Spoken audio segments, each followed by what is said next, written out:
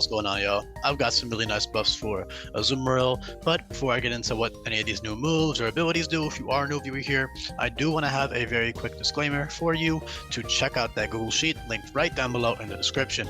It contains literally all of the Pokemon buffs and changes in this hack, and most importantly, it contains all 600 plus move buffs and changes in this ROM hack. So it's not your average run-of-the-mill ROM hack. I've heavily reworked everything from all of the Pokemon, their abilities, their moves, and the moves themselves are all changed heavily. So all of it's laid out in great detail on that Google Sheet. You've got all types of other useful guides, like the new TMs, type chart stuff, speed tiers, type changes, new abilities, all that stuff. You can check out what all the new abilities do there, all the Pokemon that get them. But yeah, the most important sheet by far is this move sheet right here. It contains all of the move buffs and changes. Like I said, there are 600 plus of them. There are 130 new moves as well. So yeah, you can check them all out here on screen. As you can see, there are little categories that you can use to navigate to these various sections and check things out accordingly. So yeah. That being said, though, Azumarill has a new ability called Liquid Veil, which is just Water Bubble. It is one of the only two Water-type Water Bubble or Liquid Veil Pokemon. If you click this little link, it'll show you the other ones. I mostly renamed this ability so that it is good for non-Water-type Pokemon. So, for example, Licky, Reuniclus, Electros, Malamar, and Goodra all get this ability, or the lines for those Pokemon all get this ability. And all of those are actually all not poison type besides Malamar, which is pretty cool. So it's kind of like they're triple typed in that regard. They get a fire resist, they get a burn immunity, and then most importantly, they get a giant nuke button with their water type moves going from, non-stab to double, meaning they're essentially as strong as if a water type Pokemon with adaptability was using them. As for Araquanid and Azumarill, however, we all know how strong Water Bubble is on Araquanid. It's essentially the same power on Azumarill. Both Araquanid and Azumarill both have an 80-based special attack stat, so they're both really, really strong with water type moves. So all Pokemon in this hack are balanced to be viable with an infinite use ability capsule, meaning you should switch between your abilities depending on the situation. Typically, Azumarill has always been seen as a physical attacker because it is with huge power and stuff.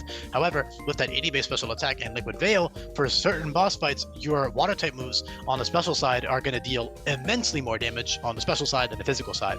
The downside being you can't use Fairy Stab very strongly on the special side, and you can't use coverage moves very strongly on the special side. It's mostly just water type moves. Not that you can't use Ice Beam and stuff on the special sets for Liquid Veil. If you need to hit a Pokemon that resists water or something, you can go for that. But for the most part, I would just teach a water type special TM or level up move and swap on that ability capsule with Liquid Veil. You also have access to instant EV training in this hack, so all you have to do is change your EVs around, run a max AP, max special attack or whatever, and go to town with that 80-based special attack Liquid Veil.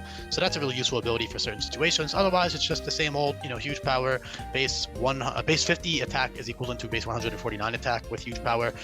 It's just as strong as Wigglytuff. Wigglytuff and Azumarill are the quote-unquote weakest huge power / pure power Pokemon. Not that they're weak, they're both incredibly bulky.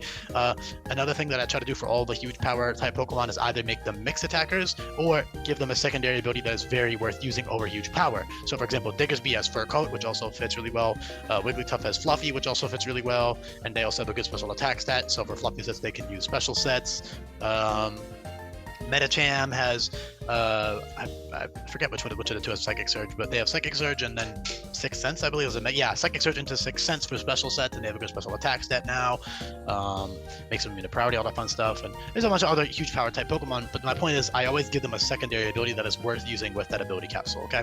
And this is no exception. The only ability that I could possibly think of for Azumarill that is as good as huge power is, of course, Liquid Veil. It also fits them really well. Their Water Bubble even fits them. If I didn't change the name, I think Water Bubble also fits them because of the little bubble pattern on their body. I think it's a cute ability option for them.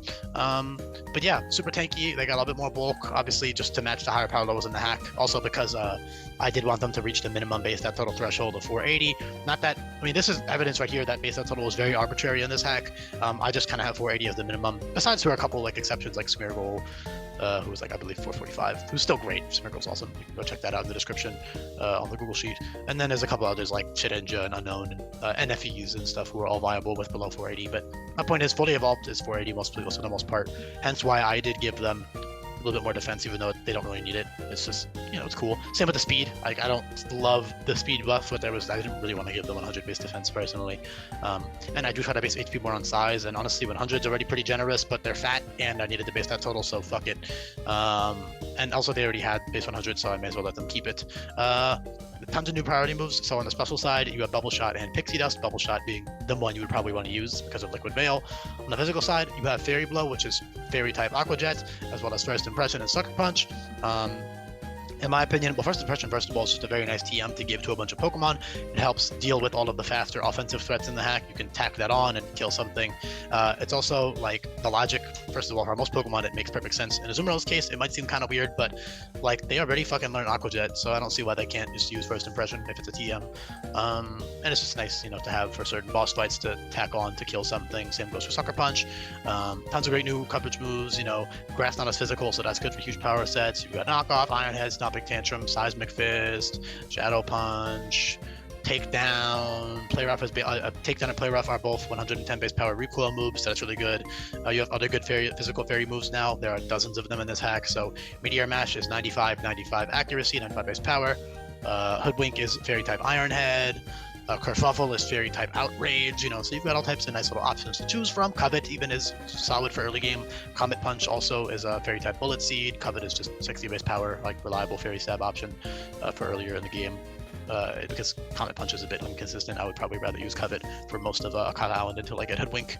Although Comet Punch is good for Hala because it actually bypasses Roselli Berry on some of his Pokemon because it hits multiple times, so that's pretty cool. You've got great utility. You've got Rehydrate, which is water type recover. You've got Encore.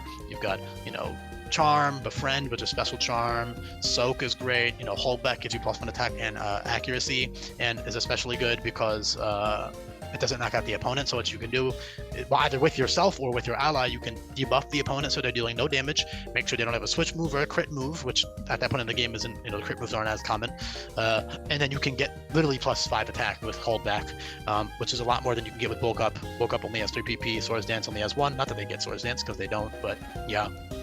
Hop, Z-Hop will give +3 attack, so you can use that with Aqua Jet and Fairy Blow if you want. Late game at level 70, you do a Belly Drum that is literally like only for Hapu, Gladion, and the Pokemon League and post game.